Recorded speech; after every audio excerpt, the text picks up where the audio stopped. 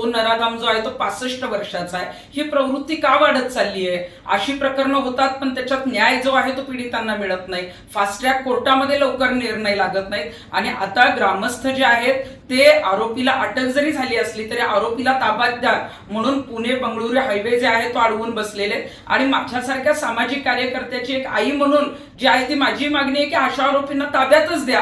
कारण ज्या पद्धतीनं हे कृत्य केलेलं आहे, जिला काही कळत नाही, बोलता येत नाही, तिला या गोष्टी माहीत नाहीत आणि तिच्याबरोबर अशा पद्धतीची घटना होते, याच्यामध्ये ताबडतोब जे आहे ते आरोपींना शिक्षा होणं गरजेचं आहे. आणि आजच मिसिंग लिंकचं उद्घाटन झालंय. मुख्यमंत्री साहेब, मिसिंग लिंकचं उद्घाटन झालं परंतु महिलांची सुरक्षितता कुठंतरी राज्यात आता मिसिंग आहे. तुम्ही म्हणताय की कनेक्टिंग जे आहे ते लिंक त्याला म्हटलं पाहिजे, पण अशीच कनेक्टिंग एखादी योजना किंवा कायदे जे आहेत ते कनेक्टिंग जे आहेत ते तातडीनं कसे निकाल लागतील असे करा, तरच आमच्या या मुली सुरक्षित होतील. या पीडितेला न्याय मिळाला पाहिजे, अन्यथा आम्हाला सुद्धा रस्त्यावर उतरावं लागेल.